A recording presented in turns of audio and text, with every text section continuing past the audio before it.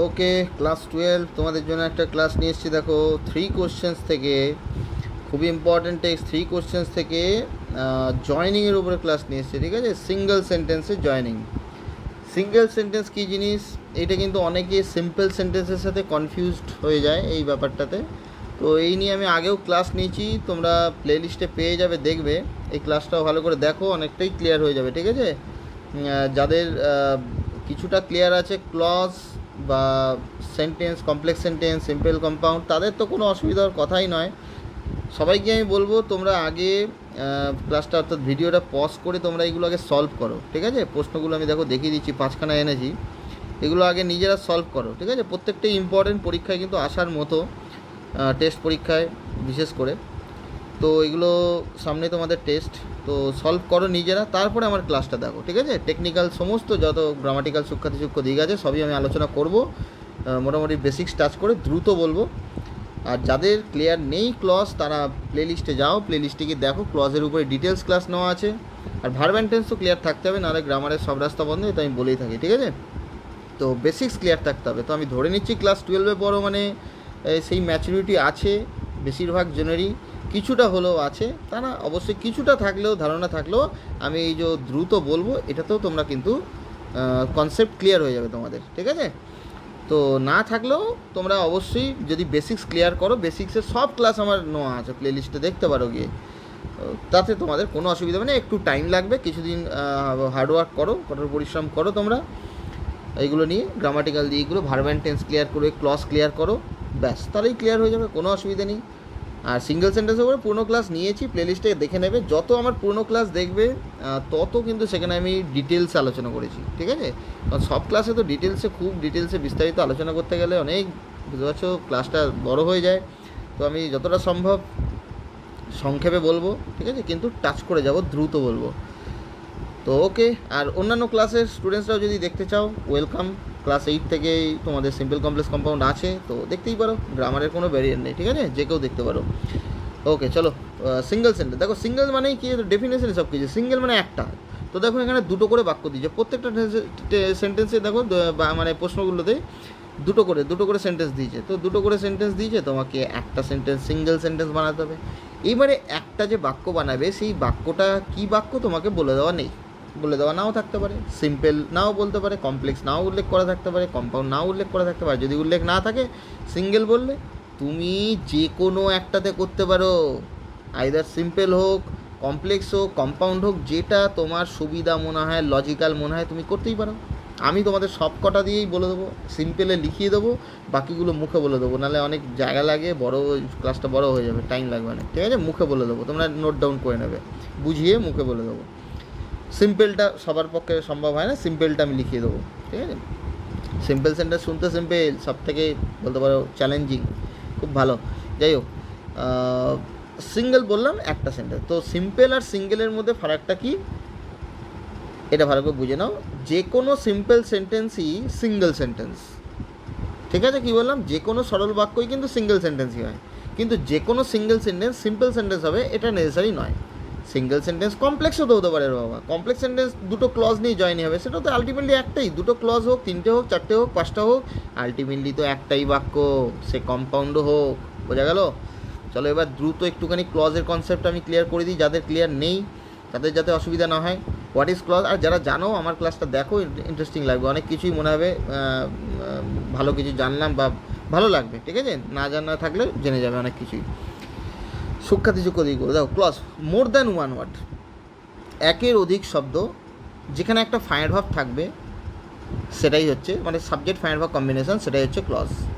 আমি অনেক কিছু ডেফিনেশন বলবো যেগুলো তুমি গ্রামার বইতে তোমরা কিন্তু পাবে না, আর আমার ক্লাস তাদের খুব একটা ভালো লাগবে না, যাদের অনলি বুকিস নলেজ অনুসারে কিন্তু চলে, যারা অনলি বইয়ের উপরে, বইয়ের ডেফিনেশনের বাইরে যেতে পারে না, তাদের কিন্তু আমার ক্লাস খুব একটা ভালো লাগবে বলে তারা কমেন্টও করতে পারে যে এই স্যার এই ডেফিনেশন তো নয়, গ্রামার বই অনুসারে এই। আমি ফাইনাল ভার্ব কী বলে থাকি জানো? ফাইনাল ভার্ব বলে থাকি, পুরোনোরা জানো, নতুনদের বলি। What is final verb? সমাপিকা ক্রিয়া বাংলা যেটা বলে, যে ভার্ব টেন্সে ঘটনা থাকে তাকে ফাইনাল ভার্ব বলে, কোনো গ্রামার বইতে পাবে না। যে ভার্ব টেন্সের স্ট্রাকচারে থাকে তাকে ফাইনাল ভার্ব বলে, আর যে ভার্ব টেন্সের স্ট্রাকচারে থাকে না তাকে নন ফাইনাল ভার্ব বলে। এর থেকে সহজ ডেফিনেশন হয় না। এবার তুমি বইয়ের ডেফিনেশনে যাও, যে ভার্ব নাম্বার, পার্সেন্ট, টেন্সের দ্বারা সীমাবদ্ধ, তাকে বলে ফাইনাইট ভার্ব। আর যদি সেটা না হয় সেটা নন ফাইনাইট ভার্ব। আমি এক্সাম্পল সহকারে এর উপরেও ক্লাস নিচ্ছি, ফাইনাইট আর নন ফাইনাইট, তোমরা বুঝে যাবে। কিন্তু আসল যখন প্র্যাকটিক্যালে আসবে না, তখন ও বেশিরভাগ স্টুডেন্টসই কিন্তু ওই ব্যাপারগুলো বোঝে না, মানে বাস্তবে কাজে লাগাতে পারে না। তো সহজভাবে যেটা বলে থাকি মাথায় রাখো, অর্থাৎ যে ভাব পার্সেন্ট, টেন্স এবং নাম্বারের দ্বারা নিয়ন্ত্রিত হয় না, কন্ট্রোলড হয় না, অর্থাৎ যে ভাব টেন্সে ঘটনা থাকে তাকেই ফাইনাইট ভাব, যে ভাব টেন্সে ঘটনা থাকে না মানে নিয়ন্ত্রিত হয় না ওদের দ্বারা, তাকে নন ফাইনাইট ভাব বলে। তো টেন্স যদি তোমার ক্লিয়ার থাকে তাহলেই তো তুমি বুঝতে পারবে এটা ফাইনাইট ভাব, তাই না? আর টেন্স ক্লিয়ার না থাকলে তাহলে তো বুঝতে পারবে না, তাহলে সব রাস্তায় বন্ধ, আমি বলি থাকি। আর ভার্ব আছে অথচ টেন্সে ঘটনা নেই, সেটা নন ফাইনাইট। নন ফাইনাইট চারটে আছে, জেরান্ড, পার্টিসিপল, ভার্বাল নাউন আর ইনফিনিটিভ। ওকে, তো যাই হোক, সিম্পল সেন্টেন্স করার কিন্তু বড় হাতিয়ার এই নন ফাইনাইট ভাব। আরও আছে, তার মধ্যে সবথেকে বড় জায়গা হচ্ছে এই নন ফাইনাইট ভাব, কাজে লাগে প্রচুর। নন ফাইনাইট ভাব এমন না যে সিম্পলেই কাজে লাগে, কমপ্লেক্স কম্পাউন্ডেও কাজে লাগাতে পারে, কিন্তু মেনলি সিম্পলে কাজে লাগাতেই হয়। ওকে, বেশিরভাগ ক্ষেত্রে।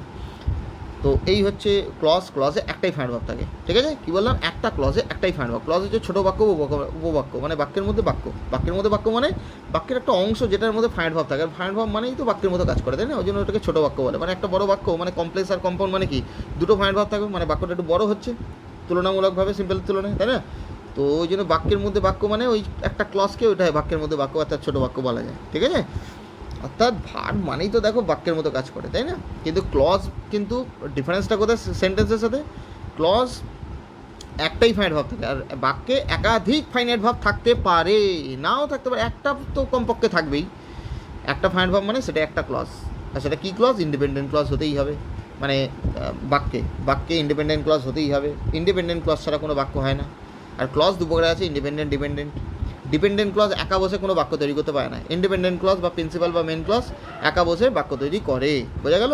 কিন্তু সাবঅর্ডিনেট বা ডিপেন্ডেন্ট ক্লজ একা বসে, একটা সাবঅর্ডিনেট কেন, একাধিক সাবঅর্ডিনেট ক্লজ বসেও কিন্তু বাক্য তৈরি করতে পারবে না, যদি না ইন্ডিপেন্ডেন্ট বা প্রিন্সিপাল ক্লজ থাকে কমপক্ষে একটা, ঠিক আছে? তো ইন্ডিপেন্ডেন্ট ক্লজ মাস্ট। তো একটা ফাইনাইট ভাব মানে একটা ক্লজ, যদি সেটা ইন্ডিপেন্ডেন্ট ক্লজ হয় তো সেটাই একটা বাক্য, বোঝা গেল? ওকে, তো এবারে আমি সিম্পল কমপ্লেক্স কম্পাউন্ডটা বুঝিয়ে দিই। দেখো গঠন অনুসারে, অ্যাকর্ডিং টু স্ট্রাকচার, গঠন অনুসারে বাক্য তিন প্রকার, সিম্পল, কমপ্লেক্স, কম্পাউন্ড। তো যদি এই ক্লজের সাথে লিঙ্ক করে, ক্লজ ক্লিয়ার থাকলে এগুলো কোনো অসুবিধা নেই। যদি একটাই ফাইনাইট ভাব থাকে, একটাই ক্লজ বাক্যে, সেটা ইন্ডিপেন্ডেন্ট ক্লজ হবে, সেটাই সিম্পল সেন্টেন্স। সিম্পল সেন্টেন্সে একটাই ফাইনাইট ভাব থাকে, বোঝা গেল? আর কমপ্লেক্স সেন্টেন্স কী জিনিস? দেখো কনজাংশন বুঝতে হবে। কনজাংশন দু প্রকারের, সাবঅর্ডিনেটিং, কোঅর্ডিনেটিং। দেখো আমি দ্রুত বলছি ঠিকই, কিন্তু তোমাদের সব ক্লিয়ার করে যাচ্ছি কিন্তু এইগুলো, যাতে আমি শুধু উত্তর বলতে আসি না, তোমরা জানো যারা আমার ক্লাস ফলো করো, আর যারা নতুন তারা ক্লাসটা পুরো দেখো, তারা বুঝতে পারবে। আমার দু একটা ক্লাস দেখলেই বুঝতে পারবে আমি কী ধরনের পড়াই, ঠিক আছে? শুধু উত্তর বলতে আসি না, আমার উদ্দেশ্য হচ্ছে তোমরা নিজেরা সলভ করবে, এনজয় করবে গ্রামার, ঠিক আছে? গ্রামারের খুঁটিনাটি জানতে পারবে, ভালো লাগবে। তো দেখো, যদি সাবঅর্ডিনেট কনজাংশন বললাম, কনজাংশন দু প্রকারের, সাবঅর্ডিনেট, কোঅর্ডিনেটিং। সাবঅর্ডিনেট কনজাংশন কী কী? দেখো, all WH that, because, so that, so dot dot that, as, if, দো অল দো, ঠিক আছে? দো অল দো একই, যদিও মানে, আনলেস, এগুলো মনে রাখলেই মনে কাজ হয়ে যাবে, ঠিক আছে? এগুলো হচ্ছে সাবঅর্ডিনেট কনজাংশন। সাবঅর্ডিনেট কনজাংশনকে নিয়ে সাবঅর্ডিনেট ক্লজ তৈরি হয় বা ডিপেন্ডেন্ট ক্লজ, ওকে ছাড়া হয় না, এটা মাথায় রাখবে। ওকে এর জন্য বাইন্ডার বলে, মানে বাইন্ড করে থাকে, বুঝতে পেরেছো? একদম লেগে থাকে, ওকে নিয়েই হয়। সাবঅর্ডিনেট কনজাংশন দিয়ে শুরু থেকেই, মানে সাবঅর্ডিনেট কনজাংশনকে নিয়েই শুরু হয় সাবঅর্ডিনেট ক্লজটা। ওকে, আর কোঅর্ডিনেটিং কনজাংশন কী কী? অ্যান্ড, বাট, অরসো, এই কটা বলে থাকে, আরও আছে, এই কটা দিয়ে কাজ হয়ে যাবে মোটামুটি। অ্যান্ড, বাট, অরসো, ঠিক আছে? কিন্তু কোঅর্ডিনেটিং কনজাংশনকে নিয়েই কোঅর্ডিনেট ক্লজ হবে এমন নিয়ে। কোঅর্ডিনেট ক্লজ কী জিনিস? দেখো আমি তো ক্লজ দু প্রকারে বললাম, ইন্ডিপেন্ডেন্ট আর ডিপেন্ডেন্ট। কোঅর্ডিনেট ক্লজ অনেক বইতে থাকে তিন প্রকারের, ভুল নাই কিছু, কিন্তু কোঅর্ডিনেট ক্লজ আলাদা করে বলার দরকার নেই। কেন? কারণ ইন্ডিপেন্ডেন্ট আর ডিপেন্ডেন্ট নিয়েই কোঅর্ডিনেট হয়। হয় দুটো ইন্ডিপেন্ডেন্ট কোঅর্ডিনেটিং কনজাংশন দ্বারা যুক্ত কোঅর্ডিনেট ক্লজ হবে, আর নাহলে হয় দুটো ডিপেন্ডেন্ট, না হলে দুটো ডিপেন্ডেন্ট কোঅর্ডিনেটিং কনজাংশন দ্বারা সেটাও কোঅর্ডিনেট ক্লজ হবে। মানে সমধর্মী, কোঅর্ডিনেট মানে সমান র্যাঙ্কের দুটো ক্লজ কোঅর্ডিনেটিং কনজাংশন দ্বারা যুক্ত। আর যদি দুটো প্রিন্সিপাল ক্লজ কোঅর্ডিনেটিং কনজাংশন দ্বারা যুক্ত, কমপক্ষে দুটো প্রিন্সিপাল বা ইন্ডিপেন্ডেন্ট বা মেন ক্লজ কোঅর্ডিনেটিং কনজাংশন দ্বারা যুক্ত হয়, সেটাই হচ্ছে কম্পাউন্ড বা যৌগিক বাক্য। বলে বোঝাতে পারলাম কিনা? ক্লজ যদি clear, verb and tense clear থাকলে তোমার ক্লজ ক্লিয়ার হতে অসুবিধা হওয়ার কথা নয়। সাবজেক্ট, ফাইনাইট ভার্ব কম্বিনেশন, ঠিক আছে? ফাইনাইট ভার্ব বলতে আমি ফাইনাইট ভার্ব বলবো, ঠিক আছে? কারণ ভার্ব তো নন ফাইনাইট হতে পারে, নন ফাইনাইট দিয়ে কিন্তু ক্লজ হবে না। ক্লিয়ার হয়েছে? আর কমপ্লেক্স সেন্টেন্স কী জিনিস? একটা প্রিন্সিপাল বা একটা ইন্ডিপেন্ডেন্ট বা একটা মেন ক্লজ, একটাই, হ্যাঁ। আর কমপক্ষে একটা সাবঅর্ডিনেট বা ডিপেন্ডেন্ট ক্লজ, একাধিক হতে পারে, কমপক্ষে একটা সাবঅর্ডিনেট ক্লজ। সাবঅর্ডিনেট ক্লজগুলো জয়েন্ট কোঅর্ডিনেট কনজাংশন দ্বারা হতে পারে। কারণ দুটো সাবঅর্ডিনেট মানে সম র্যাঙ্কের, মানে সেম র্যাঙ্কের, তাই না? কোঅর্ডিনেটিং কনজাংশন তখন যুক্ত হতে পারে। এর এক্সাম্পল আমি ওই ক্লজের ডিটেলস ক্লাসে নিচে আমি ডিসক্রিপশানে লিঙ্ক দিয়ে দেবো, আই বাটনেও পেয়ে যাবে, খুঁজে নেবে, ঠিক আছে? ওকে, তো এই হচ্ছে কমপ্লেক্স সেন্টেন্স, একটা প্রিন্সিপাল আর কমপক্ষে একটা সাবঅর্ডিনেট কনজাংশন সাথে যুক্ত, ক্লিয়ার? আর সিম্পল সেন্টেন্স বললাম একটাই ভার্ব, তো ইন্ডিপেন্ডেন্ট ক্লজই হবে, কারণ সাবঅর্ডিনেট ক্লজ দিয়ে তো শুধু সাবঅর্ডিনেট ক্লজ দিয়ে তো কোনো বাক্যই হবে না, সিম্পল সেন্টেন্সের দূর কথা, ঠিক আছে? তাহলে ক্লজ আর সেন্টেন্সের যেটা ফারাক বলছিলাম, একটা ক্লজে একটাই ফাইন্ড ভার্ব থাকে আর একটা সেন্টেন্সে একাধিক ফাইন্ড ভার্ব থাকতে পারে, যতগুলো ফাইন্ড ভার্ব ততগুলো ক্লজ, বোঝাতে পারলাম? আর ক্লজ সম্পূর্ণ অর্থ প্রকাশ করতেও পারে, নাও করতে পারে, কারণ প্রিন্সিপাল ক্লজ সম্পূর্ণ অর্থ সাধারণত প্রকাশ করে, সাবঅর্ডিনেট ক্লজ তো সম্পূর্ণ অর্থ প্রকাশ করে, ও তো নির্ভর করে থাকে, ডিপেন্ড করে থাকে, তাই না? ওই জন্য তোর নাম ডিপেন্ডেন্ট, ডেফিনেশন সব কিছু। ওকে ওকে, চলো এবারে আমরা, আর সেন্টেন্স যেটা বলছিলাম, সেন্টেন্স তো সম্পূর্ণ অর্থ প্রকাশ করবে, তবেই তো তাকে সেন্টেন্স বলে। সেন্টেন্সের কি ডেফিনেশন, ফাইন্ড ভার্ব থাকবে, সম্পূর্ণ অর্থ, আর মানে টেন্সের গঠনগত দিক দিয়ে ঠিক হতে হবে, স্ট্রাকচার থাকতে হবে, ঠিক আছে? ওকে, চলো, আশা করি এটা বুঝতে পারলাম, তোমাদের বোঝাতে পারলাম সিঙ্গেল সেন্টেন্স কি, সিঙ্গেল সেন্টেন্স এই সিম্পল কমপ্লেক্স কম্পাউন্ড, যেটা খুশি করবে। তো ফার্স্ট কোয়েশ্চেন দেখো, all the answers were different, সমস্ত উত্তরগুলো আলাদা ছিল, ভিন্ন ভিন্ন ছিল। The jar agreed with none of them. 3 question আশা করি তোমরা পড়েছো, খুব ইন্টারেস্টিং, যে এখান থেকে কিন্তু সবথেকে ইম্পর্টেন্ট, সবথেকে বেশি গ্রামার আসে, ঠিক আছে? এবং টেক্সটের দিক থেকেও কিন্তু খুব ইম্পর্টেন্ট, 3 কোয়েশ্চেন কেউ মিস করবে না। Jury agreed with none of them, কারুর উত্তরের সাথে রাজি হয়নি, কোনো উত্তরের সাথেই মানে তার এগ্রি করেনি সে। তাহলে এটাকে আমি আগে সিম্পলে করবো, দেখো একটাই ফাইন্ড ভাব আনতে হবে, দুটো বাক্য আছে মানে দুটো ফাইন্ড ভাব, দেখো এই যে ওয়ার একটা ফাইন্ড ভাব, এক মিনিট, ওয়ার একটা ফাইন্ড ভাব, আর এদিকে দেখো এগ্রিড একটা ফাইন্ড ভাব, তো দুটো ফাইন্ড ভাব, দুটো ক্লজ, মানে ইন্ডিপেন্ডেন্ট ক্লজ, তো দুটো বাক্য রয়েছে, সিম্পল সেন্টেন্স, দুটো সিম্পল সেন্টেন্স আছে, তো দুটো সিম্পল সেন্টেন্স থেকে আমাকে একটা সিম্পল বানাতে হবে, দুটো সিম্পল আছে, দুটো সিম্পলকে আমি একটা সিম্পল বানাবো, তো একটা সিম্পল বানাতে তো একটাই ফাইন্ড ভাব রাখতে হবে, তো একটা ফাইন্ডকে নন ফাইন্ড করে দিলে অসুবিধা কী, যদি লজিক্যাল হয়। দেখো তো ও একটা বি ভার্ব আছে, এটাকে নন ফাইন্ড বিং করে দিলে হয় কি না? বি ভার্ব থাকলে তো বিং কিন্তু সব ক্ষেত্রে হয় না, সিম্পল মানে অনেকে ভাবে মানে বিং, না না, সেটা দেখতে হবে বি ভার্ব আছে কিনা, সেন্স বুঝতে হবে। তো আমি এটা বলতে পারি, চলো লিখি, all the answers being different, comma the jar agreed with none of them। সমস্ত উত্তরগুলো ডিফারেন্ট হওয়ায়, ওই যে সমস্ত উত্তরগুলো ডিফারেন্ট ছিল বলেছে, তো ওটাকে ফাইনাইটটাকে নন ফাইন্ড করে দিলাম, বি রুটের সাথে আইএনজি, প্রেজেন্ট পার্টিসিপল, হওয়ায়, এটা জেরান্ডও হতে পারে ভার্বের রুটের সাথে আইএনজি, ঠিক আছে? এখানে এটা প্রেজেন্ট পার্টিসিপল, জেরার নাউনের ধর্ম থাকে, প্রেজেন্ট পার্টিসিপল অ্যাডজেক্টিভের ধর্ম থাকে, তো ডিফারেন্ট হওয়ায় উত্তরগুলো যার কারুর সাথে রাজি হয়নি, তো এগ্রিড একটাই ফাইন্ড ভাব আছে কি না, দেখো একটাই ফাইন্ড ভাব, একটাই ফাইন্ড ভাব, এফভি শর্টে লিখলাম, হ্যাঁ, মানে ফাইন্ড ভাব, সাবজেক্ট আগে যেটা দা যার, সাবজেক্ট ফাইন্ড ভাব কম্বিনেশন, ক্লজ, কোন ক্লজ, একটা ফাইন্ড ভাব, তো একটাই ক্লজ, ইন্ডিপেন্ডেন্ট ক্লজ। এ বলবে স্যার কী করে বুঝবো এটা ইন্ডিপেন্ডেন্ট ক্লজ, সাবঅর্ডিনেট ক্লজ বা ডিপেন্ডেন্ট ক্লজ কেন নয়? কারণ ডিপেন্ডেন্ট ক্লজ বা সাবঅর্ডিনেট ক্লজ তো সাবঅর্ডিনেটিং কনজাংশন যুক্ত হয়, কোথায় আছে সাবঅর্ডিনেটিং কনজাংশন? কোনো কনজাংশনই নেই, বলো মাথা ঢুকলো? ক্লিয়ার হয়েছে? আশা করি বোঝাতে পারলাম। তাহলে ফাইন্ডটাকে নন ফাইন্ড করে দিলাম, এমনটি নয় যে সব ক্ষেত্রে নন ফাইন্ডই করতে হবে, যে কোনো প্রকারে আমাকে একটা ফাইন্ড ভাব রাখতে হবে, তার জন্য হতে পারতো যে আমাকে এই ফাইন্ড ভাবটাকে দূর করে দিত, সেরকম প্রয়োজনে করাই যেতে পারে, ঠিক আছে? ফাইন্ড ভাবটাকে মানে হাঁটিয়ে দেওয়া আর কি, ঠিক আছে? বা পার্টস দিয়ে চেঞ্জ করে যে কোনো প্রকারে করা যায়, সেটা লজিক্যাল হতে হবে, দেখতে হবে কীভাবে কী হয়, সব ক্ষেত্রে এক কিন্তু হয় না, ঠিক আছে? বলো ক্লিয়ার হয়েছে? সমস্ত উত্তরগুলো ভিন্ন হয় যার কারোর সাথে রাজি হয়নি, মিনিংও এক রইলো, সিম্পল সেন্টেন্স হলো একটাই ফাইন্ড ভাব, ঠিক আছে? সিম্পল সেন্টেন্সে একটাই ফাইন্ড ভাব। এবার কমপ্লেক্সটা বলবো, দেখো তো কমপ্লেক্সটা আমি এটা বলতে পারি, as all the answers were different, comma যা আছে তাই, অ্যাজ মানে অনেক কিছু হয়, as adverb clause of time হয়, অ্যাডভার্ব ক্লজ অফ রিজন হয়, অ্যাডভার্ব ক্লজ অফ ম্যানার হয়, অনেক কিছুতে হয়।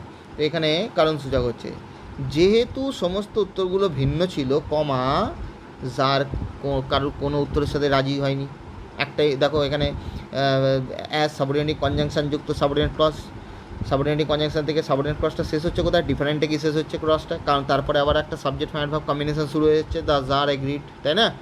ওটা প্রিন্সিপাল ক্লজ, তো একটা প্রিন্সিপাল আর একটা সাবঅর্ডিনেট, বলো কমপ্লেক্স সেন্টেন্স হলো কি না? সাবঅর্ডিনেট ক্লজের পজিশন বাক্যে যে কোনো জায়গায় হতে পারে কিন্তু, ঠিক আছে, শুরুতেও হতে পারে, এমনটি নয় যে প্রথমে প্রিন্সিপাল ক্লজ হতে হবে। তো একটা প্রিন্সিপাল একটা সাবঅর্ডিনেট, কমপক্ষে একটা সাবঅর্ডিনেট, এখানে একটাই আছে, একটা দিয়েই কাজ হয়ে যাবে সাধারণত। তো হয়ে গেল কমপ্লেক্স সেন্টেন্স, বলো বোঝাতে পারলাম কিনা, ঠিক আছে। ওকে, সাবঅর্ডিনেট কনজাংশনটা যদি আইডেন্টিফাই করতে জানো কোনো অসুবিধা হওয়ার কথা নয়। আচ্ছা, এটা বিকজ দিয়েও করতে পারো, বিকজও কারণ সূচক হলে বিকজ হয়। The jar agreed with none of the answers because all of them were different, এরকম করতে পারো। বা এরকম করতে পারো, the jar agreed with none of them because all the answers were different, এটাও করা যেতে পারে। ওটা আমি দেমটাকে ওই আনসার প্রোনাউন নিয়ে করে নিয়ে এলাম, সেটাও করা যাবে, এটাও করা যাবে। যার কোনো উত্তরের সাথে রাজি হয়নি, কারোর সাথে রাজি হয়নি, কারণ সমস্ত উত্তরগুলো আলাদা ছিল, বুঝতে পারলাম। তাহলে পরের বাক্যটা আগে আনতে হবে, বিকজ মাঝখানে দিয়ে হয়ে যাচ্ছে। সাবঅর্ডিনেট কনজাংশন শুরুতেও হতে পারে, মাঝখানেও হতে পারে, বিভিন্ন জায়গায় পজিশন হতে পারে, বুঝে শুনে অ্যাপ্লাই করতে হবে। এটা অ্যাডভার্ব ক্লজে হলো, ঠিক আছে, সে অ্যাজ দিয়ে করো আর বিকজ দিয়ে করো, কারণ অ্যাডভার্বের মতো কাজ করছে সাবঅর্ডিনেট ক্লজটা। সাবঅর্ডিনেট ক্লজটা যে রূপে কাজ করবে, নাউন হলে নাউনের ধর্ম থাকছে, অ্যাডজেক্টিভ হলে অ্যাডজেক্টিভ ক্লজ, অ্যাডভার্ব হলে অ্যাডভার্ব ক্লজ বা অ্যাডভার্বিয়াল ক্লজ। বলো ক্লিয়ার হচ্ছে? পরের বাক্য কিন্তু আগে যেতে পারে, সেটা বুঝে নিতে হবে। ওকে, অ্যাজ দিয়ে করলে সামনে দিয়ে হয়ে যাবে, আর বিকজ দিয়ে করলে পরের বাক্যটা আগে আনতে হবে। ওকে, চলো নেক্সট কম্পাউন্ড করবো। কম্পাউন্ড এটা কী করতে পারি? কম্পাউন্ড দেখো, কারণ সূচক, একটা সহজ বুদ্ধি বলে দিচ্ছি। কারণ সূচক হলে কমপ্লেক্সে বিকজ আনতে পারো, আর কম্পাউন্ডে শো আনতে পারো, দেওয়ার পরে হয় শোটা মনে রাখার সুবিধা হবে, এসো শো। তো এটা কী করবো, মুখে বলি, তোমরা লিখে নেবে। All the answers are different, so comma the jar agreed with none of them, সমস্ত উত্তরগুলো ভিন্ন ছিল, সো মানে তাই বা তাই জন্য, যার কোনোটির সাথেই রাজি হয়নি। বলো ক্লিয়ার হয়েছে কিনা? ক্লিয়ার হয়েছে? কারণ সূচক হলে সো কম্পাউন্ডে ব্যবহার করো, এইভাবে মাথা রাখবে। সো কোয়ার্ডিনেট কনজাংশন কম্পাউন্ডে কারণ সূচকগুলো ব্যবহার করবো, বিকজ বা অ্যাজ, বিশেষ করে বিকজ কারণ সূচক বুঝলে কমপ্লেক্স সেন্টেন্স ইউজ করবো। এবার কোথায় ইউজ হবে, মানে কনজাংশনটা কোথায় অ্যাপ্লাই করবে? কোয়ার্ডিনেট কনজাংশন সাধারণত মাঝখানে দিয়ে কাজ হয়ে যায়, ঠিক আছে, মাঝখানে দিয়ে কাজ হয়ে যাবে তোমার। আর সাবঅর্ডিনেট কনজাংশন কিন্তু যে কোনো জায়গায় পজিশন হতে পারে, সেটা বুঝে শুনে অ্যাপ্লাই করতে হবে। ওকে, চলো next. I have come to you, I want to ask you to answer 3 questions. তো আমি তোমার কাছে এসেছি, আমি চাই তুমি উত্তর দেবে আমার এই 3টে প্রশ্নের। তো আগে সিম্পলে বলবো। সিম্পলে দেখো বললাম নন ফাইন্ড ভার্ব একটা বড় হাতিয়ার, তো এখানে তো করে দেওয়াই আছে। দেখো আমি করব, I have come to you, দেখো এখানে টু আক্স ইনফিনিটিভ করে দেওয়াই আছে, হয়ে গেল ব্যাস। টু আক্স ইউ টু আনসার, যা আছে তাই, 3 কোশ্চেন্স।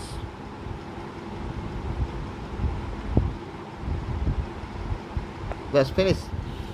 একটাই finite verb, have come, present perfect, H1 V3 past participle, present perfect, past perfect মানে পারফেক্টের সিরিজে কমন, তার আগে হ্যাভ ভার্ব অক্সিলারি ভার্ব আছে, তো প্রেজেন্ট আছে হ্যাভ ভার্ব, তো H1 বলে থাকি শর্টে, তো প্রেজেন্ট পারফেক্ট। আমি এসেছি তোমার কাছে বা আপনার কাছে, আপনাকে জিজ্ঞাসা করতে কি না, এই 3টে প্রশ্নের উত্তর দিতে, ঠিক আছে। তো এখানে আই ওয়ানটা অপ্রয়োজনীয় ছিল, ওটাকে বাদ দিয়ে দিলাম, টু আক্স ইনফিনিটিভ করাই আছে, একটাই ফাইনাইট ভার্ব হ্যাভ কাম, তো একটাই ক্লজ, ইন্ডিপেন্ডেন্ট ক্লজ, ব্যাস সিম্পল সেন্টেন্স। বলো, বাক্যে একটা ক্লজ যদি থাকে সেটা ইন্ডিপেন্ডেন্ট বা প্রিন্সিপাল বা মেন ক্লজ হবেই, শুধু সাবঅর্ডিনেট ক্লজ দিয়ে কোনো বাক্যই হবে না। আর সাবঅর্ডিনেট কনজাংশন তো নেই, বোঝা গেল। কোয়ার্ডিনেটিং কনজাংশন কিন্তু থাকতে পারে, এমনি একটা ইয়েতে কোয়ার্ডিনেটিং কনজাংশন তোমার একটা সিম্পল সেন্টেন্সের সাথে থাকতে পারে, সামনে দিয়েই থাকে, কোনো ইয়ে নেই, ঠিক আছে। বলো ক্লিয়ার হচ্ছে? কিন্তু যেহেতু মানে কি কোয়ার্ডিনেট ক্লজ কি, কোয়ার্ডিনেটিং কনজাংশন কি, মানে এই তোমার সাবঅর্ডিনেট ক্লজের সাথেও ইউজ হতে পারে, প্রিন্সিপাল ক্লজের সাথে ইউজ হতে পারে। তো প্রিন্সিপাল ক্লজের সাথে সামনে থাকতেই পারে, অ্যান্ডও থাকতে পারে, সোও থাকতে পারে, ঠিক আছে। শুধু একটা ক্লজের সাথেও কোয়ার্ডিনেটিং কনজাংশন ব্যবহার আছে, কিন্তু সাবঅর্ডিনেটিং কনজাংশন প্রিন্সিপাল ক্লজ ছাড়া অসম্ভব। অবশ্যই কোয়ার্ডিনেটিং কনজাংশনও প্রিন্সিপাল ক্লজের সাথে থাকতে হবে, ঠিক আছে। সাবঅর্ডিনেট ক্লজের সাথে হলে ওটা বাক্য হবে না, আর ওরকম তোমার থাকবেও না একটা বাক্যে, যদি বইতে তোমরা দেখে থাকো। ওকে, তো বলো বুঝতে পারলাম। এবার অনেকের এটা গন্ডগোল হয় যে স্যার হ্যাভ আর কাম তো দুটো ভার্ব আছে, স্যার একটা ফাইনাইট ভার্ব কী করে হলো? বলে গেলে ফাইনাইট ভার্ব আমি এটা বলে থাকি সিম্পল প্রেজেন্ট আর সিম্পল পাস্ট টেন্সের অ্যাক্টিভ ভয়েস বাদ দিয়ে। দেখো ভয়েসটা মাথায় রাখতে হবে, অ্যাক্টিভ প্যাসিভ, ওই ফিউচার কন্টিনিউয়াস আর পারফেক্ট কন্টিনিউয়াসগুলো বাদ দিয়ে সমস্ত কটার অ্যাক্টিভ প্যাসিভ হয়, যদি কন্ডিশন কি না ট্রান্সিটিভ ভার্ব হয়, ভার্ব আবার দুটো করে ট্রান্সিটিভ ইন্টারসিটিভ। বি ডু হ্যাভ ব্যবহার অনুসারে বিবিধ, এই 3টে ভার্বের বিবিধ ক্লাসিফিকেশান আছে, তার মধ্যে একটা ট্রান্সিটিভ ইন্ট্রান্সিটিভ, যদি অবজেক্ট নেয় ট্রান্সিটিভ, যদি অবজেক্ট না নেয় ইন্ট্রান্সিটিভ, তাই না। তো যদি অবজেক্ট নেয় তো ওই সিম্পল প্রেজেন্টটা সিম্পল পাস্ট টেন্সের কী বললাম, ওই অ্যাক্টিভটা বাদ দিয়ে, ঠিক আছে, অ্যাক্টিভ ভয়েসটা বাদ দিয়ে বাকি প্যাসিভ থেকে শুরু করে বাকি সমস্ত টেন্সে simple present simple past tense বাদ দিয়ে সমস্ত টেন্স প্লাস এমনকি সিম্পল প্রেজেন্ট সিম্পল পাস্ট টেন্সের প্যাসিভেও অক্সিলারি আর প্রিন্সিপাল এই কম্বিনেশন নিয়েই ফাইনাইট ভার্ব তৈরি হয়। এই ডেফিনেশন আমি যেটা বললাম এ কোনো গ্রামার বইতে পারবে না। আর কেউ কেউ এবার তাদের মনে প্রশ্নও রাখবে, সে তো কোনো গ্রামার বইতে পড়িনি, কেউ বলেনি বা কোথাও শুনিনি, কেউ কেউ কমেন্টও করবে, এরকম একজন করেও ছিল, তাকে আমি উত্তরও দিয়েছি যে এই যেটা তোমাদের বললাম simple present simple past tense ছাড়া অ্যাক্টিভ ভয়েস ছাড়া সমস্ত টেন্সের অ্যাক্টিভ হোক আর প্যাসিভ হোক অক্সিলারি প্রিন্সিপাল এই কম্বিনেশন নিয়েই ফাইনাইট ভার্ব তৈরি হয়। ওসব গ্রামার বই দিয়ে আমি চলি না খালি, ঠিক আছে, বইতেই যা থাকবে নিজস্বতা আমি নিজস্বতা দ্বারা গাইডেড হই, ঠিক আছে, এবং তোমাদের আমি নিজের রিসার্চের ফল দীর্ঘদিনে আমার পড়ানোর অভিজ্ঞতা এবং নিজে যেটা আমি বুঝি যে তোমাদের বোঝানোর ক্ষেত্রে সুবিধাজনক সেটাই আমি তোমাদের বলে থাকি, ঠিক আছে। এর লাভ ওঠাও তোমরা অবশ্যই। কোনো বুকিশ নলেজের যারা অনলি শুধুমাত্র বুকিশ নলেজের যারা চলবে না, বিচার করবে, ঠিক আছে, 100% লজিক্যাল। তো হ্যাভ কাম থাকো অক্সিলারি প্রিন্সিপাল নিয়ে ফাইনাইট ভার্বটা তৈরি হয়েছে। ক্লিয়ার হয়েছে? বলো। চলো নেক্সট দেখো, আমরা কমপ্লেক্স আর কম্পাউন্ডে যাব। দেখো কমপ্লেক্স কি বলবো আমরা, এটা I have come to you because I want to ask you 2-3 question যা আছে করে দেবো। আমি আপনার কাছে এসেছি কারণ কি, কারণ এটা পুরো যেরকম আছে বাক্য সেরকম রেখে দিলে মাঝখানে বিকজ বসে দিলেই হয়ে যাবে, তাই না, আরামসে হয়ে গেল। Because I want to ask you, কারণ আমি চাই ইয়ে করতে, ব্যাস দুটো, একটা প্রিন্সিপাল ক্লজ একটা subordinate clause. Because subordinate conjunction হচ্ছে সাবঅর্ডিনেট ক্লজ, তো কমপ্লেক্স সেন্টেন্স একটু আগে বোঝালাম, ঠিক আছে। অ্যাজ দিয়েও করা যাবে, ঘোরাতে হবে। As I want to ask you to answer 3 questions comma I have come to you, যেহেতু আমি আপনার কাছে 3টে প্রশ্নের উত্তর জানতে চাই সেহেতু আমি আপনার কাছে এসেছি, কমা মানে সেহেতু। তো ঘোরাতে হবে, বাংলাটা করে নেবে, সুবিধা হবে, কোথায় কী কনজাংশন অ্যাপ্লাই করবে বাংলাটা করে নেবে, তাহলে গণ্ডগোল হবে না। সব ক্ষেত্রে মাঝখানে দিয়ে হয়ে যাবে না, পরের বাক্য আগে আসতে পারে, সেটা বুঝে নেবে। বিকজ দিয়ে এখানে মাঝখানে দিলে হয়ে যাবে। আচ্ছা কম্পাউন্ডে কী হবে, I want to ask you to answer 3 questions so comma I have come to you, কারণ সূচক বুঝলে একটু আগে বললাম কম্পাউন্ডে সো অ্যাপ্লাই করবে, বা therefore I have come to you আগে প্রথম পরের বাক্যের আগে আনবে, তারপরে সো বা দেয়ারফর দিয়ে কমা দিয়ে করে দেবে। বলো ক্লিয়ার হয়েছে? বলো, দুটো ক্লাস, দুটো ফাইনাইট ভার্ব, দুটোই প্রিন্সিপাল ক্লাস, কম্পাউন্ড সেন্টেন্স হয়ে গেল। কমপক্ষে দুটো প্রিন্সিপাল ক্লাস কোঅর্ডিনেট কনজাংশন দ্বারা যুক্ত কম্পাউন্ড সেন্টেন্স। বলো বোঝাতে পারছি কি না? সব ক্লিয়ার হয়ে যাবে, ঠিক আছে, গ্রামার নিয়ে চিন্তা করতে পারে। নেক্সট দেখো,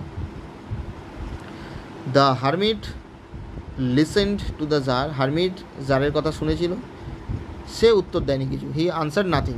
তো দুটো বাক্য দেখো, লিসেন্ড একটা ফাইনাইট ভার্ব, ওদিকে আনসার একটা ফাইনাইট ভার্ব, তো দুটো ফাইনাইট ভার্ব, তো দুটো ক্লজ, অর্থাৎ সিম্পল সেন্টেন্স, দুটোই সিম্পল সেন্টেন্স, একটা সিম্পল সেন্টেন্সে করবো, তাই না। দেখো এখানে একটা কন্ট্রাস্ট বোঝাচ্ছে, হারমিট শুনলো জারের কথা কিন্তু উত্তর দিল না কিছু। তো যখন একটা কন্ট্রাস্ট বিপরীতধর্মী বোঝাবে না, তখন সিম্পলে আমি বলে থাকি ইনস্পাইট অফ বা ডেসপাইট দিয়ে করবে। বলো বোঝাতে পারছি? এটা অবশ্যই এখানে এটা করে দিই, মার্ক করে দিই, ঠিক আছে, ইনস্পাইট অফ বা ডেসপাইট দিয়ে করবে। তো আমি ইনস্পাইট অফ দিয়েই করছি, ইনস্পাইট অফ বা ডেসপাইটে করতে পারো, কিন্তু ডেসপাইটের পরে অফ হবে না, বলে দিলাম, মাইন্ড ইট, ডেসপাইটের পরে অফ হবে না, ইনস্পাইটের পরে অফ হয়, মানে সত্ত্বেও, ঠিক আছে, ইনস্পাইট অফ। এইবারে মনে রাখবে সাধারণত এখানে অনেকে ইনস্পাইটের পর বিং করে, না বুঝে শুনে বিং করে দেয়, যেহেতু বেশিরভাগ ক্ষেত্রে দেখে না, না ওরকম কোনো ব্যাপার নেই। যে বাক্যটা নিয়ে আমি ইনস্পাইট অফ অ্যাপ্লাই করবো ওটা ফ্রেজ হয়ে যাবে একটা, ফাইনাইট ভার্বটাকে নন ফাইনাইটে করতে হবে, ঠিক আছে। ফাইনাইট ভার্ব এখানে কী আছে, লিসেন, তো এটাকে নন ফাইনাইট করবে। যে ভার্বটা ফাইনাইট ভার্বটা থাকবে সেই ফাইনাইট ভার্বটা ডু ভার্ব হোক, বি ভার্ব হোক আর হ্যাভ ভার্ব হোক, যে ভার্ব থাকবে তার রুটের সাথে আইএনজি। তো এটা ডু ভার্ব অ্যাকশন ভার্ব আছে, তো রুট ইডিটাকে হাঁটিয়ে দিলে হয়ে যাবে, তো তার সাথে আইএনজি। বলো সহজে বোঝাতে পারলাম কি না? যে ভার্ব থাকবে তার রুটের সাথে আইএনজি, তো ডু ভার্ব আছে তার রুটের সাথে আইএনজি করো, listening, in spite of listening to the jar comma, ব্যাস। এবার হি এর জায়গায় দ্য হারমিট করবো, সাবজেক্ট মেন সাবজেক্ট, আগে তো নাউন ব্যবহার করতে হবে, তাই না। The hermit answered nothing, answered nothing. বলো বোঝা গেল কি না? একটাই ফাইনাইট ভার্ব আনসার্ড, মানেটা কী হলো শুরু বলে দিই, জারের কথা শোনা সত্ত্বেও, in spite of listening to the tsar, জারের কথা শোনা সত্ত্বেও হারমিট কিচ্ছু উত্তর দেয়নি। ক্লিয়ার হয়েছে? একটাই ফাইন্ড পাবো আনসার, সিম্পল সেন্টেন্স। তাহলে কী বোঝালাম? কন্ট্রাস্ট বোঝালে ইনস্পাইট অফ বা ডেসপাইট অ্যাপ্লাই করবে সিম্পল সেন্টেন্সে। ডেসপাইট হলে ডেসপাইট লিসেনিং হতো, হয় অফটা হতো না। আর যে ভার্ব থাকবে তার রুট ইজ দ্য আইএনজি। যদি বি ভার্ব থাকতো, হারমিট ওয়াজ থাকতো তো বিং করতাম। যদি হ্যাভ ভার্ব থাকতো, হ্যাভ, হ্যাজ, হ্যাড যাই থাকতো হ্যাভিং করতাম। কিন্তু হ্যাভ ভার্বের ক্ষেত্রে এটা বলে দিই, ওই হ্যাভিংটা না করলেও হয় হ্যাভ ভার্বের ক্ষেত্রে। যেমনি ধরো বললাম হি হ্যাজ পভার্টি বা he had poverty, in spite of poverty করলেই হয়। In spite of having poverty necessary নয়, হ্যাভিংটা বাদ দিলেও হয়। কিন্তু তোমাদের সহজ হবে এটা, তোমরা মনে রেখে দাও, যে ভার্ব থাকবে তার root is the ING in spite of বা ডিসপাইটের ক্ষেত্রে। কন্ট্রাস্ট যদি বোঝায়, ক্লিয়ার হয়েছে? কন্ট্রাস্ট যদি বোঝায় সিম্পলে এই ব্যবহার। এবার চলো কমপ্লেক্সটা বলি। কমপ্লেক্সের দো ব্যবহার করবে বা অল দো, আরও আছে, এই দিয়েই কাজ হয়ে যাবে। এটাই সাধারণত ব্যবহার আছে, দো বা অল দো। সামনে বসাবে, ফিনিশ, মাঝখানে কমা দিয়ে দেবে, ক্লসটা যেই শেষ হচ্ছে ব্যাস ফিনিশ। তো করি, though the hermit listen to the jar, comma he answer nothing, লিখে নেবে। হ্যাঁ, মুখে বলে দিচ্ছি, ইম্পর্টেন্ট কিন্তু পরীক্ষায় তোমাকে প্রশ্ন দিতে পারে কমপ্লেক্স করো, ঠিক আছে? কমপ্লেক্সে চেঞ্জ করো, তখন তুমি কী করবে? তখন তো তোমাকে এটাই করতে হবে, ইনস্পাইট অফ দি করলে হবে না তখন, বোঝা গেল? তো লিখে নেবে কিন্তু, হ্যাঁ, আমি জায়গার অভাবে লিখছি না, মুখে বলে দিচ্ছি, বুঝিয়েও দিচ্ছি। দো দ্য, যা আছে তাই, though the hermit listen to the jar, comma যা আছে তাই। তো দো সাবঅর্ডিনেট কনজাংশন থেকে শুরু করে সাবঅর্ডিনেট ক্লজটা শেষ হচ্ছে কোথায়? জারে গিয়ে শেষ হচ্ছে। আবার সাবজেক্ট ফাইন্ড ভার্ব কম্বিনেশন শুরু হচ্ছে হি আনসার, ব্যাস, এটা প্রিন্সিপাল ক্লজ। তাহলে যদিও হারমির মানেটা কী হচ্ছে, যদি দো মানে অলদো লিখতে পারো, একই মানে। যদিও হারমির শুনেছিল জারের কথা, কমাটা মানেই তবুও, ইয়েট দেবে না এখানে, ইয়েট একটা কোয়াড্রেটিক কনজাংশন, অনেকে এটা ভুল করে। এই কমাটা মানেই তবুও সে কিছুই উত্তর দেয়নি। ক্লিয়ার? লিখে নেবে। Next, compound. কন্ট্রাস্ট যদি বোঝায়, কী শিখলাম? ইনস্পাইট অফ বা ডেসপাইট হচ্ছে সিম্পলে, কমপ্লেক্সে দো বা অলদো, সামনে বসিয়ে কমা দিয়ে ক্লসটা সেই হিসেবে কমা দিয়ে হয়ে যাবে, যা আছে লিখে দেবো। আর কম্পাউন্ডে বাট ব্যবহার করবে, একদম easy. The hermit listen to the tsar but answered nothing, but he answered nothing. বলো বোঝাতে পারলাম কি না? হারমিট জারের কথা শুনেছিল কিন্তু সে কিছুই উত্তর দেয়নি। হিটা না লিখলেও হবে, যেহেতু হারমিটটাই হি। কোয়ার্ডিনেট কনজাংশনের ক্ষেত্রে দুটো কোয়ার্ডিনেট ক্লজ হচ্ছে, তাই না? দুটো সমধর্মী, দুটোই প্রিন্সিপাল ক্লজ হচ্ছে। তো কোয়ার্ডিনেট ক্লজ এটাকেই বলে, সেম র্যাঙ্কের সমধর্মী ক্লজ, একে অপরের কোয়ার্ডিনেট। তো যখন সেম কিছু হয়, সাবজেক্ট যদি একই হয় বা ভার্ব একই হয়, সেটা রিপিট করার দরকার জেনারেলি হয় না। তো হারমিটটাই তো হি, ওর জন্য ওটা না করলেও হবে, করতেও পারো। But he answer nothing, but answer nothing করলেও হবে, বাট হি আনসার নাথিং। ঠিক আছে? বলো বোঝাতে পারলাম কি না? আশা করি এনজয় করছো। সিম্পল কমপ্লেক্স কম্পাউন্ড বলো, কঠিন লাগছে? কঠিন লাগার কথা নয় কিন্তু, যদি তোমার বেস ক্লিয়ার থাকে। আমি কিন্তু সব টাচ করে যাই, ভার্ব অ্যান্ড টেন্স ক্লিয়ার থাকলে, ক্লজ একটু ক্লিয়ার থাকলে সব বুঝে যাওয়ার কথা। চলো নেক্সট লাস্ট দুটো দেখো। The jar had made peace with his enemy, ঠিক আছে? জার সো ইজিলি এখানে ছিল, এখানে দেয়নি, যাই হোক। জার তার শত্রুর সাথে খুব সহজে আর কি শান্তি স্থাপন করেছিল, তাই জন্য সে খুব খুশি ছিল। দেখো এখানে সো কোয়ার্ডিনেট কনজাংশন দিয়েছে, ঠিক আছে? তো বলছিলাম যে ইন্ডিপেন্ডেন্ট ক্লজের সাথে কোয়ার্ডিনেট কনজাংশন থাকতেই পারে একটা বাক্যে। এটা তো একটাই বাক্য, তাই না? জয়েন করতে হবে, এটা নেসেসারি নয় কোয়ার্ডিনেট কনজাংশনের ক্ষেত্রে। কিন্তু সাবঅর্ডিনেট কনজাংশন ও জয়েনের ক্ষেত্রেই বসে, শুধু একা বসে কখনো বাক্য তৈরি হয় না। যাই হোক, তো এটা করেই দিয়েছে। তো সিম্পলটাকে বলি, এটা শো আছে মানে কারণ সূচক, এটা বুঝতেই পারছো। তো যাই হোক, এটা কী দিয়ে করবো দেখো। দ্য জার আর কি শান্তি স্থাপন করেছিল, তাহলে এটা আমি বলতে পারি যে, লিখি, হ্যাঁ, দ্য জার হচ্ছে রাশিয়ার সম্রাট, ঠিক আছে? উচ্চারণটা tsar was very glad to have made piece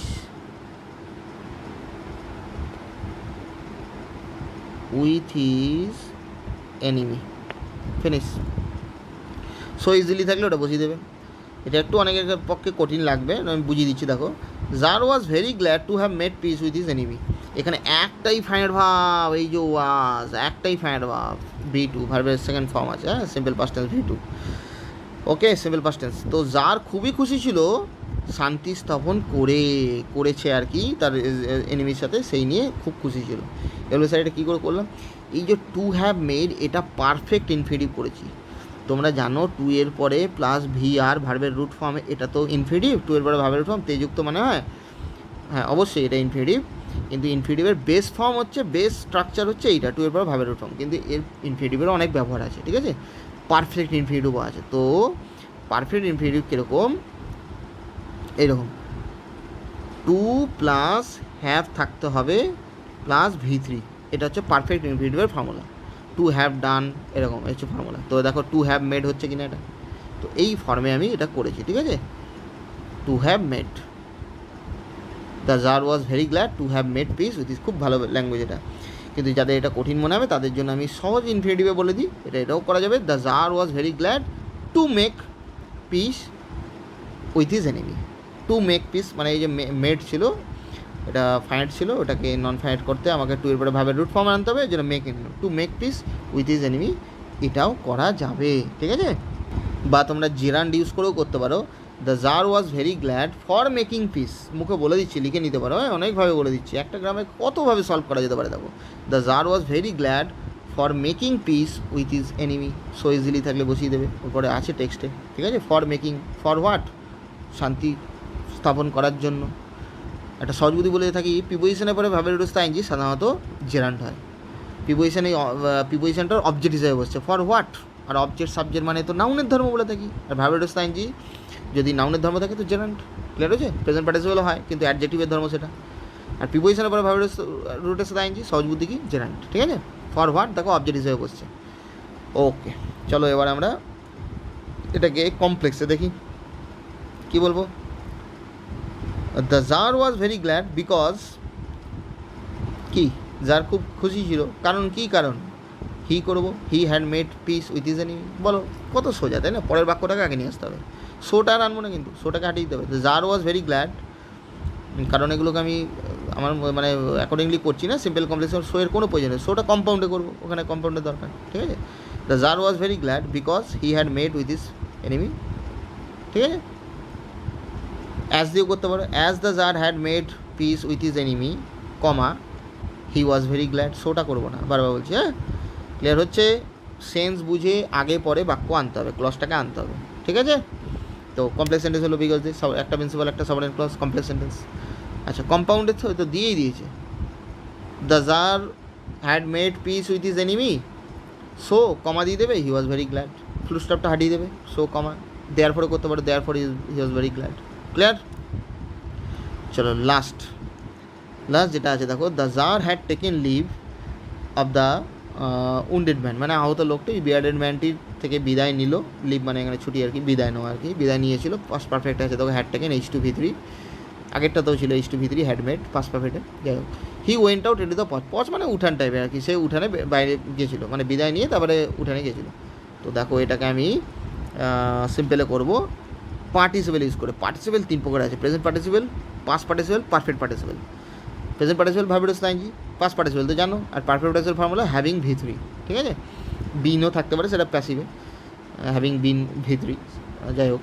তো এটা কী করবো দেখো, টেকিং বা having taken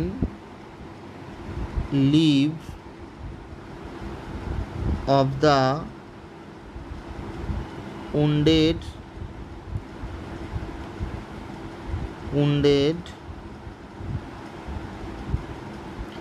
man, comma the Tsar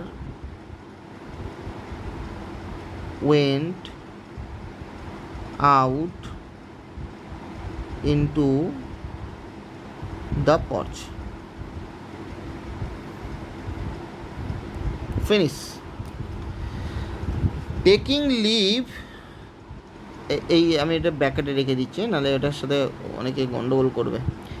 এই দুটোর মধ্যে অবলিক আছে, টেকিং অথবা having taken. Taking leave of the wounded man মানে উন্ডেড ম্যানটির থেকে বিদায় নিয়ে যার পর্চে গিয়েছিল, একটাই ফ্যাট ভাব ওয়েন্ট, দেখো একটাই ফ্যাট ভাব, মানে সিম্পল সেন্টেন্স। আমি এটা টেকিংটাকে কী করলাম বলতো, প্রেজেন্ট পার্টিসিপেলে। প্রেজেন্ট পার্টিসিপেলে করে বা করিয়া জেনারেলি মানেটা হয়, আর জেরান্ডে হয় করা, ঠিক আছে, করা, এটা বলে থাকি সহজে আমি। Are having taken perfect participle আছে, হ্যাভিং V3 বললাম না, হ্যাভিং প্লাস V3, দেখো টেকেন, টেক টুক টেকেন, এটা বাংলায় মানে এটা করায়, তো বিদায় নেওয়ায়, উন্ডেড ম্যানটির থেকে বিদায় নেওয়ায় যার পর্চে গিয়েছিল, উঠানে গিয়েছিল। বলো ক্লিয়ার হয়েছে? করায় আর একটা করে বা করিয়া, ঠিক আছে? তবে হ্যাভিং টেকেনটা বেটার হবে, পারফেক্ট পার্টিসিপেলের ব্যবহারটা এখানে বেশি ভালো। আমি এটা আন্ডারলাইন করে দিলাম, এটা বেশি ভালো ব্যবহার, ঠিক আছে? এটাই করবে। এই সাবজেক্টটাকে অনেকে বলবে স্যার আগে আনা যাবে না, আনা যাবে এখানে। The tsar having taken leave of the wounded man, তারপরে আর কিছু লিখবো না, মানে কোনো সাবজেক্ট দেবো না, ওয়েন্ট আউট ইন্টু দ্য পার্চ। তারপরে আবার রিপিট করলে কাটা হয়ে যাবে, হি যদি করো প্রোনাউন বা দ্য জার করো কাটা হয়ে যাবে। কারণ আরে বাবা সিম্পল সেন্টেন্স তো, একটাই তো সাবজেক্ট রাখবো, দ্য জার আগে নিয়ে এলাম, আবার পরে কেন রিপিট করবো, তাই না? বা পরে হি কেন করবো, প্রোনাউন। মাথা ঢুকলো? The tsar having taken leave of the wounded man went out into the porch. বলো, আশা করি বোঝাতে পারলাম। এনজয় করছো ক্লাস তোমরা? ভালো লাগছে গ্রামার? চলো নেক্সট আমরা কমপ্লেক্স সেন্টেন্স। কমপ্লেক্স সেন্টেন্স করে করে তোমরা তো এতবার করিয়েছি, বোঝাচ্ছি তোমাদের কারণ সূচক, কন্ট্রাস্ট, আর অসুবিধার কথা না, তোমরা নিজেরাই সলভ করবে এবারে, তাই না? নিজেরাই সলভ করবে। ভিডিওটা পজ করে নিজেরা ভাবো দেখি। দেখো এটাকে আমরা এরকম বলতে পারি, দেখো ও তো বিদায় নেওয়ার পরে তারপরে গেছিলো, তো আফটার বিফোর এগুলো সাবঅর্ডিনেটিং কনজাংশন। হ্যাঁ, আমি প্রথমে বলিনি, অনেক কিছুই আছে যেগুলো খুব কাজে লাগে, সেগুলো বলেছি। তো আফটার বিফোরটাও জেনে নাও, প্রিপোজিশন তো হয়, আবার কনজাংশন। একটা ওয়ার্ডের মাল্টিপল ব্যবহার আছে, মাল্টিপল মিনিং, মাল্টিপল পার্শ্ব ইউজ হতে পারে, ঠিক আছে? বিফোর আফটার আবার কনজাংশন রূপে কাজ করলে কনজাংশন। তো after the jar had taken leave of the wounded man, comma যা আছে তাই, এটাও বলতে পারি কি না? জার বিদায় নেওয়া নিয়েছিল, তারপরে এসে গেছিলো আর কি পড়ছে। মনে রাখবে প্রিন্সিপাল ক্লজে কিন্তু সাবজেক্ট প্রত্যেকটা ক্লজে দিতে হবে কিন্তু, কারণ ক্লজের র্যাঙ্ক আলাদা, সাবঅর্ডিনেট প্রিন্সিপালের র্যাঙ্ক আলাদা, তাই না? তো আফটার দ্য জার এখানে করলাম, আবার পরেরটাতে হি রাখতে হবে প্রোনাউন, কারণ এই প্রিন্সিপাল ক্লজ, ঠিক আছে? কিন্তু কোঅর্ডিনেট ক্লজ মানে কম্পাউন্ড সেন্টেন্স সেটা দরকার হয় না, কারণ সেম র্যাঙ্কের তো, সেম প্রিন্সিপাল দুটো, তাই না? বা দুটো ইন্ডিপেন্ডেন্ট হলো সেম র্যাঙ্কের, তখন সাধারণত যেগুলো সেম হয় সেগুলোর পরে কোঅর্ডিনেটিং কনজাংশনের পরে রিপিট করার দরকার নেই। কিন্তু প্রিন্সিপাল এই কমপ্লেক্স সেন্টেন্সের সেই কেস নয় কিন্তু, এটা যেন মাথায় থাকে। After the jar had taken leave of the wounded man, অনেকে কী করে comma went out into the watch করে দেবে, কাটা হয়ে যাবে। হিটা রাখতেই হবে সাবজেক্ট, কারণ এই প্রিন্সিপাল ক্লজ, সাবজেক্ট মানে দুটো আলাদা র্যাঙ্কের ক্লজ, তাই না? একটা সাবঅর্ডিনেট একটা প্রিন্সিপাল, এটা কমপ্লেক্স সেন্টেন্স হয়ে গেল। আচ্ছা, আরও অনেকভাবে করা যাবে। When the jar had, when বা অ্যাজ দিয়ে করতে পারো, অ্যাজ দ্য জার বা when the jar had taken leave of the wounded man, comma he wanted, যখন, এখানে অ্যাজ মানে যখন, হ্যাঁ, adverb clause of time. When তো জানোই, যখন বিদায় নিয়েছিল উন্ডেড ম্যান, তখন গিয়েছিল পড়ছে। বলো ক্লিয়ার হয়েছে? আর আমরা কম্পাউন্ডে কী করবো? সিম্পল অ্যান্ড দিয়ে করে দেবো। The czar and had taken leave of the wounded man and went out into the porch, বিদায় নিল উন্ডেড ম্যানের থেকে এবং পর্চে গেলো। দেখো এখানে হি লিখলাম না, কেন লিখলাম না বুঝতে পেরেছো? পারে কোঅর্ডিনেটিং কনজাংশন, একেবারে কোঅর্ডিনেট মানে সমধর্মী দুটো ক্লজকে জয়েন করছে। আর কম্পাউন্ড সেন্টেন্স করতে গেলে তো দুটো প্রিন্সিপাল থাকতেই হবে, তো দুটো প্রিন্সিপাল, তাই না? আর হিটাকে লেখার কেন দরকার হচ্ছে না? কারণ হিটাই তো যার, আর দুটোই তো প্রিন্সিপাল ক্লজ, ওটা ক্যারি হচ্ছে, ওটা আর রিপিট করার দরকার হয় না। তুমি করতে পারো, কোনো নেসেসারি নয়। বইতে পারলাম লজিকগুলো, কেন কমপ্লেক্স সেন্টেন্সের দরকার, আর ওটা আলাদা র্যাঙ্কের ক্লজ, এখানে সেম র্যাঙ্কের ক্লজ কম্পাউন্ড সেন্টেন্সে, ঠিক আছে? অ্যান্ড কোঅর্ডিনেটিং কনজাংশন জয়েন করে দিলাম। বলো বইতে পারলাম তো দুটো প্রিন্সিপাল। এবার অনেকে মনে হয় স্যার দুটো সাবঅর্ডিনেট ক্লজ, এই দুটো নয় কেন? দুটো তো সাবঅর্ডিনেট দিয়েও তো কোঅর্ডিনেটিং কনজাংশন জয়েন করে। আরে দুটো সাবঅর্ডিনেটিং কনজাংশন কোথায় আছে? আছে? কোথায় আছে? আমি তো অ্যান্ড মাঝখানে রেখে করেছি, বোঝা গেল? কোথাও সাবঅর্ডিনেটিং কনজাংশন নেই কম্পাউন্ড সেন্টেন্সে, এইখানে। ক্লিয়ার হয়েছে? ওকে, চলো। পাঁচখানা তো রয়েছে, পাঁচখানা সিম্পল, টোটাল প্রায় 15খানা করালাম, তাই না? তারপরে আবার কতভাবে কত রকম বলেছি, সিম্পল কমপ্লেক্স কম্পাউন্ড করে পাঁচখানা তিন রকমভাবে বলেছি, 3×5 15টা আলটিমেটলি। কেন টাইমটা লাগলো বোঝা গেল? এই উত্তরগুলো বলতে আমার কয়েক মানে মিনিটের মধ্যে আমার হয়ে যেত। শুধুমাত্র তোমরা যাতে ক্লাসটা ভালো লাগে, এবং শুধু ভালো লাগে তা না, তোমরা যারা নিজেরা ভাবতে শেখো। শোনো না, বোঝাটা সায়েন্স, অ্যাপ্লিকেশনটা আর্ট, ঠিক আছে? অ্যাপ্লিকেশনটা আর্ট, বোঝাটা সায়েন্স। বুঝতে টাইম নাও, করতে টাইম দিলে হবে না, ঠিক আছে? এনজয় করবে গ্রামার বুঝলে দারুণ লাগবে। আচ্ছা, যেরকমই আসুক, এগুলোই আসতে হবে এমন নয়, যেরকমই আসুক না কেন, টেক্সচুয়াল গ্রামার কমন আসার প্রবল সম্ভাবনা অবশ্যই, কিন্তু যেরকমই আসুক তোমরা করতে পারবে। ওকে, কোথাও একবার বুঝতে অসুবিধা রয়েছে সেই জায়গাটা পর্যন্ত বারবার শুনে নেবে। এই সুবিধা ইউটিউবে তো দারুণ, এটা একটা ব্লেসিং ব্যাপার, তাই না? কেউ যদি নিজের দায়িত্বে নিজের ভালো বুঝে করতে পারে না, ইউটিউবের মতো ভালো জায়গা হতে পারে না, ঠিক আছে? আমি আমার দীর্ঘ 15-16 বছর পড়ানোর অভিজ্ঞতা থেকে বলছি তোমার, আমাদের কাছে ক্লাসে তোমরা কতক্ষণ কবার জিজ্ঞেস করবে, একবার বুঝতে না পারলে দুবার জিজ্ঞেস করবে, তিনবার জিজ্ঞেস করবে, পাঁচবার জিজ্ঞেস করবে, তারপরে তুমি নিজেও ইতস্তত বোধ করবে, টিচারও বিরক্ত হতে পারে, ঠিক আছে? একদিনে কতবার বলবে, কারণ সবারটা দেখতে হয়। কিন্তু এতে দেখো কত সুবিধা, তুমি একবার বুঝতে পারলে না, তুমি যতবার খুশি প্রয়োজনে শুনতে পারো, আস্তে আস্তে করে স্পিড কমিয়ে শুনতে পারো, আর যাদের দরকার স্পিড বাড়িয়ে সেও শুনতে, কত টেকনোলজির সুবিধা না, ঠিক আছে? এটা একটা ব্লেসিং। ওকে, শেষ পর্যন্ত ক্লাসটা দেখার জন্য ধন্যবাদ। ওকে, থ্যাংক ইউ, আজকে এই পর্যন্ত রইলো।